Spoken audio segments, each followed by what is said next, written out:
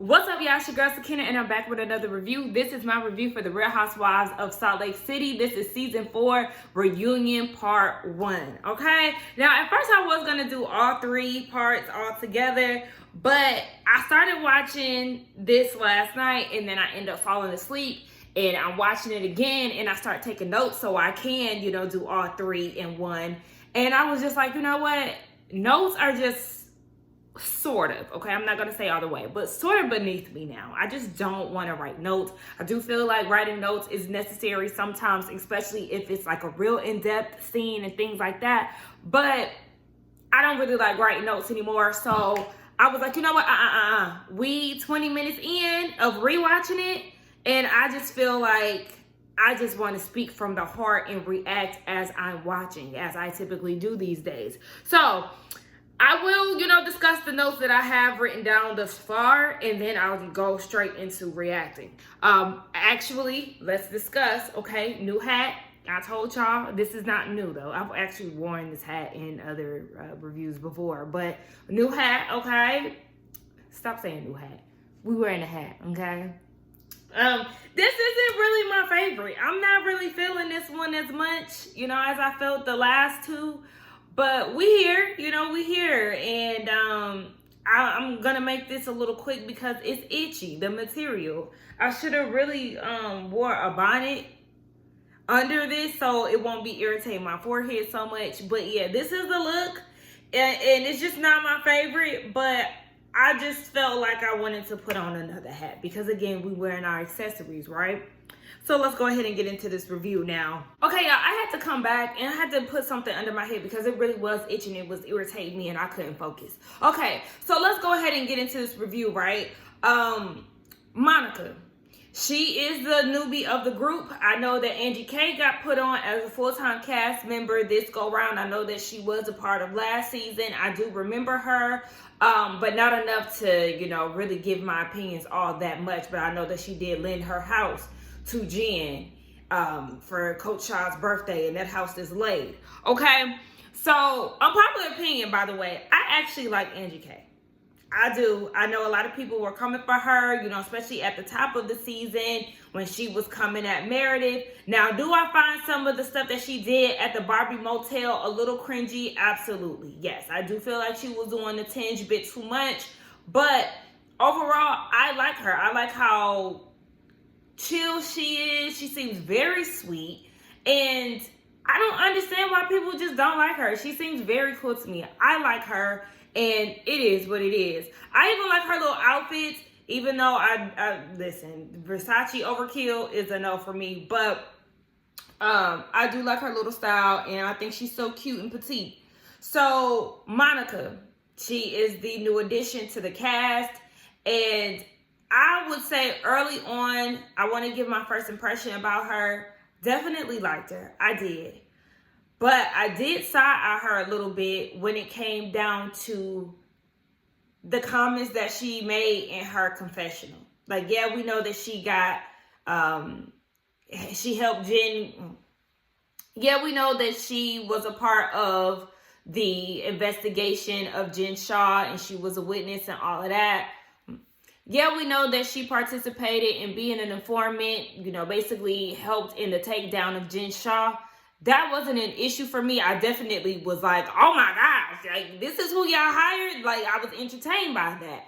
But I always kind of had my antennas up a little bit when it came down to her, because in her confessional, in her first scene, she was, basically saying that Jen Shaw, the liar, had told her all these things about the women in the cast, and that she knows a lot based on what Jen has told her. Because remember, if I'm not mistaken, her first scene, her and Lisa were having a conversation about Lisa's marriage, and they're celebrating their anniversary soon, and she was like, Jen told me all these things about these girls, and she knows so much. And I was like, you're going to actually believe Jen, who was known to be a liar? Okay, so I definitely had a little alert up in my head, but I actually did like her. I found her relatable. I like the fact that she stood up for herself. She kept it real. She aired her stuff out so the women couldn't use that against her. I liked all those things, right? But where she started getting on my nerves is when that Louis bag came to play. Okay? You went on vacation. Before the vacation, you bought you a Louis bag to fit in with the girls. Okay, I understand that. You are, the normal girl of the group and you just want to fit in. Okay, I understand that. That happened. So it was a relatable scene. However, where the issue stood with me was when Lisa lost that ring and she kept throwing out the fact that Lisa was materialistic and yada, yada, yada, blah, blah, blah. I think she brought that up on like 3 different occasions, if I'm not mistaken. I let the first one slide, even though I really wasn't feeling it. But for her to bring it up 2-3 times after that, I said, oh, no, ma'am. You must have forgot what show you applied for. Because remember, you applied and you were sending in emails to casting. Yes, you clearly forgot where you was at, baby. Because this is Housewives of Salt Lake City. This is Housewives, period. This is for the women with the coin, okay? So if she lost the ring, yes, we all would have some type of feelings about losing a ring. Especially an expensive ass ring, a sentimental ring. Yes, this is a big deal. This isn't nothing small. So you can't get mad at her because she's stressed about losing her ring. And then you keep talking about she's so materialistic. She's a part of the 1%, blah, blah, blah. Baby, listen, you're not qualified, clearly. I mean, come on.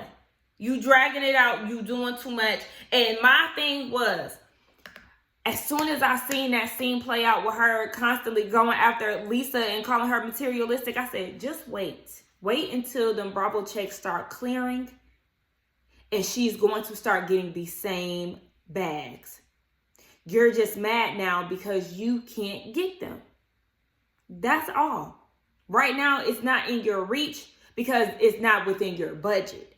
But once the money starts rolling in with these Bravo checks, baby, you're going to be designered down. So please stop playing with me. And that's where I really had the problem. Like, okay, you keep talking shit at this point. Keep that same humble energy that you're trying to portray here when the money start coming in. Girl, get out of here. She was really bugging me and I was trying to just let her slide with that. So in the reunion, because at this point we just going to get into the reunion because it goes with my impression. Angie is asking her about the whole ring situation. And she said that she just got tired of Lisa dropping how much it costs and all of that. And that's when Lisa cleared it up and was like, girl, no, the thing is, I didn't say the price as many times as you making it seem. But yes, I was stressed out about the ring because it was of sentimental value. When she had her son, he almost lost his life. And that was just a symbol of, their family. Her husband gifted that to her. So yes, she wanted her ring back and she never got it. So then they talked about the speculation online that Monica was the one that actually stole the ring. Monica had the nerve to feel as if Lisa should have got online and cleared her name. Why would she do that? When you've been harassing these ladies for 4 years online and you've been exposed, you want Lisa to then get online and clear your name? Girl, F you and stop with your delusions because there ain't no way in hell. I don't blame Lisa for not getting online and doing that because, girl, I'm just going to let the people say what they want to say and it is what it is. In the midst of Lisa and Monica going back and forth, Angie is trying to interject, to side with Lisa. And I ain't gonna lie, I did gag when Monica told Angie that she needs to shut up. She a bench woman. And I said, oh. It was funny, but no, at the same time. Because what you're not going to do is sit here and play Angie, okay? Now, as much as I laughed at that, Monica, girl, please cut it out because you definitely dropped and created rumors surrounding her during filming. So I don't understand why you're trying to act like she didn't play her role in the season because she did. One, you let Whitney play you into saying that her husband was gay, dropping those rumors. And then you sent Meredith DMs, Miss Von Teese, okay, during filming, trying to set her up to go against Angie and the Greek mafia. And then you caused a scene at Angie's Easter event with your mama, which I honestly, even though, her mom is damn sure a piece of work, baby, that mama is a piece of work, okay? When they had that table scene and the mama was like, I ain't no weak bitch. I said, oh. So what is this? Oh my gosh. Her mom ghetto as fuck. And she is a mess. And it's nothing to laugh at, but I did laugh at that scene because her mom was just tripping me out. That I was not expecting her to behave the way that she did. But Monica was getting on my nerves at that Easter event because it's like, yeah, you need to learn how to keep your cool. You doing too much and causing a scene at this lady's house, and it was just too much for me. I felt like she was acting very childlike. It's okay to feel like your mom isn't protecting you, but to behave in that manner, girl, I'm gonna need you to calm down and get the hell out. But yeah, she caused a scene there at Angie's house, and then she also put Angie in the middle of her and Lisa's beef down at Whitney's jewelry event. So I was like, girl, please stop trying to act like Angie was just such a non-factor in the show, because that's not the case. Now they touch on the relationship that Monica had with Jen. She said that they started out as friends, and of course they resulted in enemies or whatever you want to call it. But Monica, it's you trying to make it seem as if this was just a friendship thing. Season 1 had filmed by the time that you had met her, and she had so much going on in her life, and you just wanted to assist her since she lost her assistant, and you were getting groceries, making sure she was on time for meetings, X, Y, and Z, just out of y'all's friendship. You're not fooling me, and you can't tell me that you just so happened to be friends with Jen Shah, not knowing that she was going to be on Housewives. You had a motive, and even Heather was like, oh, so you didn't, view this as a come up? No, I didn't. As soon as Heather pulled out that audio and you heard Monica saying that Kim K used to be an assistant and she was looking at this as a stepping stone, girl, you was trying to get put on the moment that you met Jen Shah. You can't convince me otherwise. Like, girl, I knew you was full of shit. And Heather just gave us confirmation. At the end of the day, Monica definitely is a schemer and a scammer. The only difference between her and Jen is that Monica wasn't scamming the elderly. But girl, you're definitely a liar. You're deceitful. So don't try to make it seem like you're that much better than Jen, because at the end of the day, you was a scammer and trying to get your way out to the top. So at this point, they're talking about Monica and the affair that she had with her brother-in-law. And I'm live reacting at this point. So she said that it happened 10 years ago, and she's shameful, of course, but she's not gonna let that affect her. I mean, it happened 10 years at this point, so yeah, you are gonna have to move on. And I'm sure she still lives with the guilt, for sure, because when she was crying on one of those scenes, she was basically saying that she has a messed up relationship with her mom. Her in-laws don't fool with her. And I'm like, yeah, they don't fool with you because of you.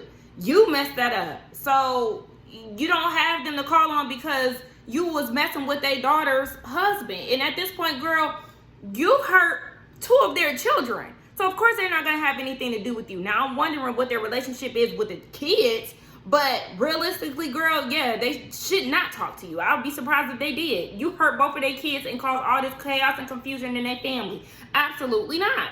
So, and I wonder when that took place exactly, because remember she said that they got divorced and then they got married again. So did she cheat the second time around, or did she cheat the first time around and the ex-husband took her back? But I know that she's like recently divorced because the husband said that, she said that the husband didn't want to sign the divorce papers. So I feel like that's a question that he should have asked. I wanted to know more detail in that. But she said she still bears the scarlet letter. She got rebaptized and all these things. What is so captivating about the Mormon church? For y'all to get rebaptized, read the Bible every day and everything else. The Latter-day Saints just don't sound like in it place, okay? The restrictions, the rules, baby, they got y'all on payroll. It's monthly subscriptions and whatnot. It's like, I think not. I just don't understand. I don't get the hype, and it ain't for me to get hell. It ain't for me anyway. Shit, they don't like black people. They just now accepting black people, and it just wouldn't be for me regardless of whatever. I'm not super religious anyway. So then they get into the relationships that the ladies had throughout the seasons. They had their variations of beefs. You had Whitney and Lisa, Whitney and Lisa, Meredith and Whitney, Heather and Whitney, all these combinations of beefs going on through the season. And so Andy is trying to figure out how the girls are present day. You know, Whitney and Heather, they've had a rocky relationship since last season, and you know, their relationship looks different, same as Meredith and Lisa. So they're all working on forming this new relationship with each other. It doesn't look like the previous one. So then Andy addressed what Whitney said about Meredith and how she always comes up with some type of excuse to deflect from the questions and the conversations that need to be had. And so Meredith is like, you know, I go through situations and I respect everybody's emotions. You know, Whitney lost a friend during that time. You know, she really didn't want to talk about it. I respected that. Lisa had a whole meltdown over her makeup situation. And, you know, I rode with that. And that whole situation was crazy. Like, girl, Lisa, please calm down. You can be a part of the drag night and do your makeup later. Like, I just feel like live in the moment. You not wanting to wear makeup and stuff like that, to me, it showcases your insecurity. Like, I don't know. I just don't like people who care way too much about image. That annoys me. But yeah, Meredith said that she just goes with the flow and she respects everybody's emotions, but it's different when it comes down to her. So they're like, well, I mean, we didn't know that you were going through what you were going through with your friend's son and things. And she was like, well, I would appreciate it if y'all just asked me. Well, like, I mean, I get what you're saying. But like, are you asking in a sense of like just checking in? Hey, Meredith, what do you have going on in your life? Is that the type of check-in? Otherwise, they wouldn't know that you had anything serious going on had you said something. You know what I'm saying? So Lisa is like, well, you have to understand what it looks like. Like, I hope that you understand that, because I was with Whitney when she said it in the scene. Like, yeah, Meredith, it does look like you always have some type of extreme excuse as to why you can't have the conversation right now. And it does seem like deflection. Whitney called it out and I 100% agreed. But to Meredith's point, she said, y'all know I don't need an excuse to get out of a conversation. She is the queen, okay, of disengaging. She created the word, okay? I'm disengaging, sweetie, okay? Not today. When she knows what's about to go left, she gonna shut it down before we get ugly. I said, okay, I get it. But you have to admit that, yes, the perception does give off that vibe that you are deflecting and you're just trying to wiggle your way out of a conversation that you don't want to have. But I appreciated Lisa in this scene, you know, trying to gain understanding and also, you know, kind of showing her like, girl, look, but this is how you look. Like, I hope you realize that this is how you look and this is how it could seem. Now, Lisa is trying to get Whitney to see the same thing. Like, girl, you have to understand that we process things different. When you lost your friends, like, she was handling it the best way that Lisa knew how. And Whitney had an issue with that. Now, when they showed the flashback and Lisa was saying that she approached Whitney and she hugged her and she was asking if she was okay, there wasn't a hug involved, but you did ask if she was okay. But one, Whitney is definitely very dramatic. She's very dramatic in her delivery and always tries to play victim. And it's like, girl, please find something else to do. Really, out of everybody in the cast, Whitney annoys me the most. But I do feel where Whitney was coming from, because yes, Lisa might have, you know, a hard way of dealing with people passing, but it did seem like she was very nonchalant about the situation. And I wouldn't want to feel like that towards a friend after just losing another friend. You know what I'm saying? So I do feel where Whitney is coming from. And I do feel like Lisa does need to run that back and see how she was acting. She was being very dismissive. As the event went on, she really didn't want anything to do with Whitney. And that was very clear. And I felt like it probably was because of the way that she was acting at Whitney's house. Whitney was pissing me off the way she was acting towards Lisa down at her house. Like, my kids are, you know, they think that we're arguing. They're not used to this type of talk. Your son on the steps laughing, girl. He trying to be nosy and get a little camera time. He is not scared, shook up, or nothing about y'all having this conversation and Lisa saying a few cuss words. Now, if y'all don't cuss, okay, that's cool. But girl, just the way that she kept, they think we're fighting. They think we're fighting. No, they're just not used to that. Like, girl, shut the fuck up, because at this point, I'm about to leave. And I don't like the way I'm feeling at this point, how you treat me, so I'm about to go.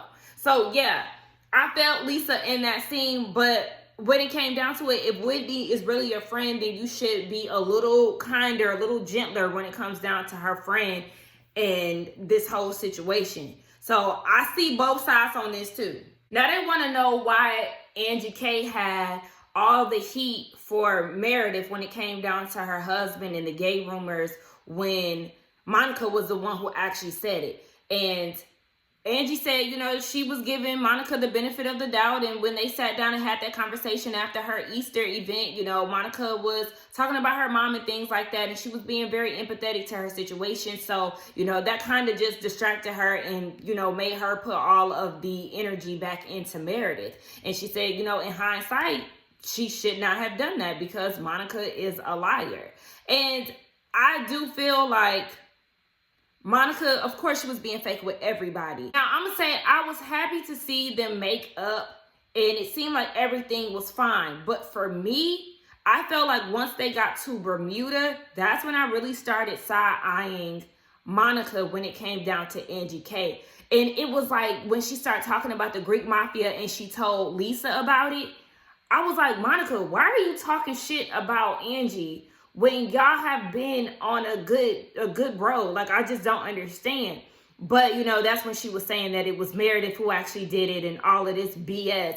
But even still, my intuition was right when it came down to Monica because, yeah, she was the one who was behind it the whole time. And she was trying to come after Angie K. So she really wasn't trying to be her friend. So then it get down to Angie K and Lisa's relationship. I mean, there really wasn't too much to it, or for me to comment on. But at the end of the day, I do feel like the conversation and the friendship can be a bit one-sided. I'm not going to necessarily say the entire friendship because there has been scenes where Lisa has been clearly sticking up for Angie K, you know, going after Monica and things of that sort. But when it comes down to it, Lisa, you are very dramatic.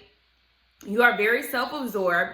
You make everything about you. What was that one scene where they were talking about, I think it was Angie and Heather had made up, and Lisa sat there and turned that whole thing around and made it about her, start crying and whining and all of this because Heather has never, you know, basically extended the amount of grace that she's given Angie K to her. It was just too much. It's like, girl, are you kidding me right now? And even when she talk about her kids and the scenes with them, the way she makes everything about her, baby, what's the oldest son name? Jack. Baby, Jack cannot be bothered. He can't wait to go to his mission and separate from her.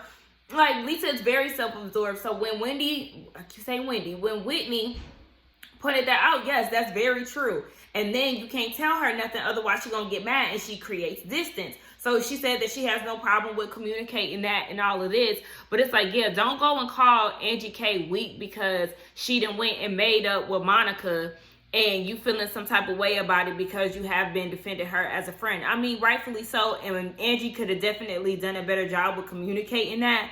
But girl, don't talk about I'm weak because I'm putting BS aside with I'll go get that too choky. Oh my God. I need to have some water on standby. Y'all, look, my friends be calling these bird food.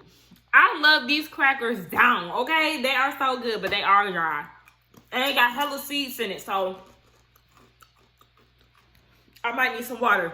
Anywho, yeah, girl, don't play with me and call me weak. And you're supposed to be my friend. Because I'm not going to take that lightly. Meredith, what you want to do is play around with us. But I'm getting ahead of myself. So, honestly, I don't give a damn what Whitney and her husband got going on, okay? Shout out to Justin for going back to work. That's all I gotta say. Don't do no nasty ass shit like I did that season that led you to get fired again. So, then they talk about Angie K and, you know, Sean and how their family is doing after Sean got emotional about him sleeping with men allegations. She said that they're doing fine. You know, you got rats like Monica who want to bring stuff up, and it was the first time that Angie had heard a rumor like that. I don't believe it. Now, the first time I seen Juan child, first time I seen Sean, I was like, he fine. He fine as hell. And then I was like,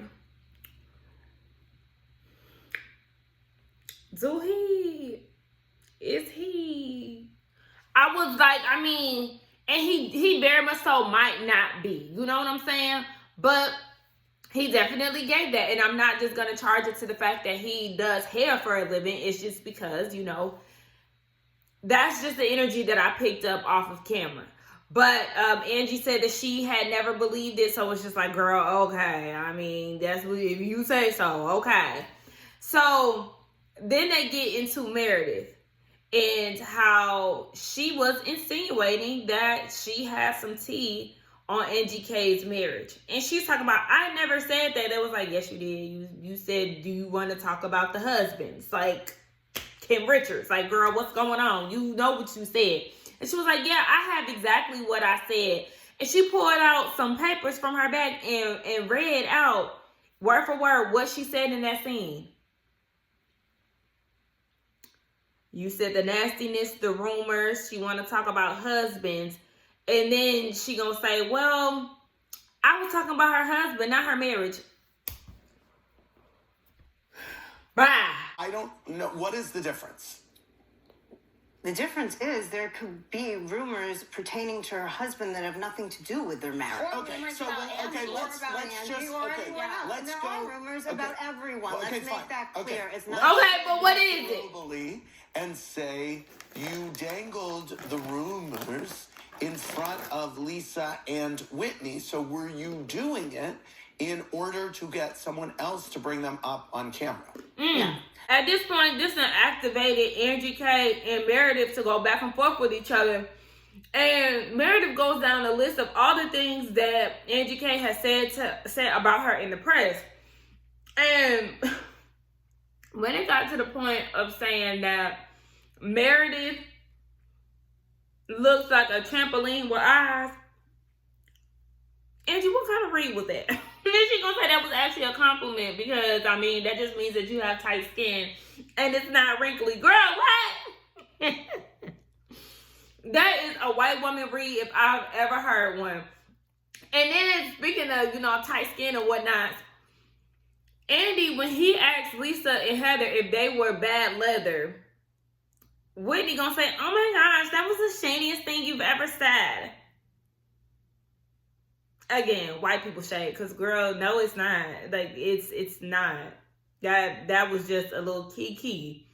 That was not good shade, girl. But okay, I'm gonna let you have it. But then Andy had asked Angie K about what she said regarding Meredith, you know, opening her legs to other men while she married. And Angie admitted that that was just a retaliation from the rumor that was said about her husband. And so Meredith then goes and says, well, she thinks it's basically in poor taste that Angie would do that when Meredith had been open and honest about her relationship issues and her and Seth are in a good place now. Okay, but you're insinuating that you got tea on this woman's husband and their marriage. So, girl, what? She gave you what you was trying to give her, and now you can't take it. Meredith, cut the crap. It's getting dark. It's about to rain. Child, listen, like, we just in the rainy season. So one of the viewers was like, basically, Whitney is in her villain era, and she used Monica to air out Angie K's husband's rumors, or these rumors that Meredith, you know, were insinuating that she knows. And Whitney is denying this, but girl, that's exactly what it was. You set her up, you set Monica up to do your dirty work. And then she goes and claims that she didn't know what the rumor was. Exactly, you didn't know what the rumor was. So you partnered up with Monica to say what it is. So yeah, you definitely had her being your little mouthpiece. Now, Monica is trying to clear Whitney's name, saying that she said what she said and she wanted to say that. And it's like, yeah, I definitely believe that, knowing that you are this blogger and you're here to, you know, stir up drama and things about the ladies. Definitely she chose to air that out to secure her spot on this show and to get it popping. So, yeah, I believe her wholeheartedly when she says that. I just want to say that Monica was determined for this to come out about me, this No, it alleged wasn't. story, because she went around to everyone in this group and said there were rumors about me in the first week of filming when I thought that we were friends. I believe that. She was determined to come I on literally national. did not I'm ever tell talking. Whitney Keep your that big mouth rumor. shut. This is my marriage. This is my moment. You have no respect This for is my your marriage. moment. You're right. So you need to You zip finally it. made it 4 seasons later. I made it? Yep. Bitch, I deserve to be here because I checked all the boxes. Exactly. Under a fucking carport, spending your kids' money on a fucking purse. Ooh. Irresponsible. Are you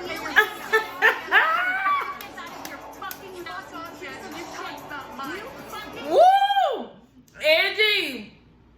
Angie said, bitch, you spent your kids' money on a fucking purse so you can fit in, okay? So don't talk about nobody making it, okay? You done wrote casting to get in here, okay? You done went and worked under Jen to be here. You was away from your kids for free, for 4 kids for free, just to finally get on this show. Girl, don't talk about finally making it, when I'm sure Angie K didn't have to put in as much work as your broke ass, okay?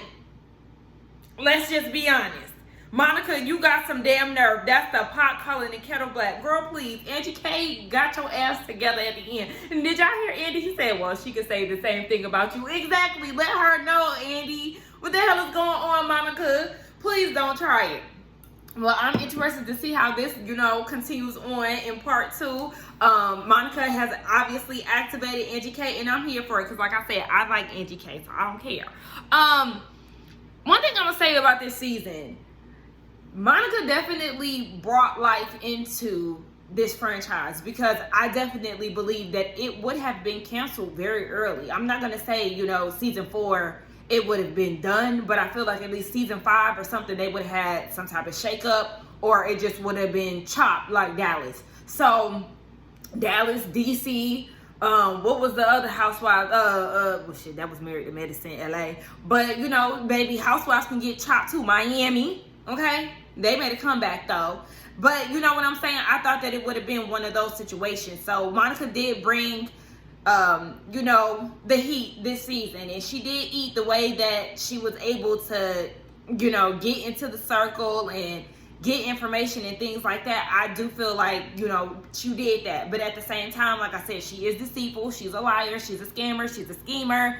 And she's not that far from her mama, okay? So that's that. And I feel like that's the part where I can't get down with Monica. Yes, there were elements about her that I liked, but because you did this, girl, no ma'am. And yeah, the ladies don't fool with you. So girl, how are you even gonna navigate this cast when they don't trust you? You literally had cyber bullied them for 4 years prior, and then you got on the show and it was revealed who you are. You think they're gonna willingly trust you, girl? No ma'am. So yes, this was a cute little first part. I'm interested to see how the other 2 go. I know Mary gonna make her appearance at one point. Let's get down in the comments and talk, y'all. Don't forget to like, comment, and subscribe to my channel, and I will see y'all in the next one. Bye.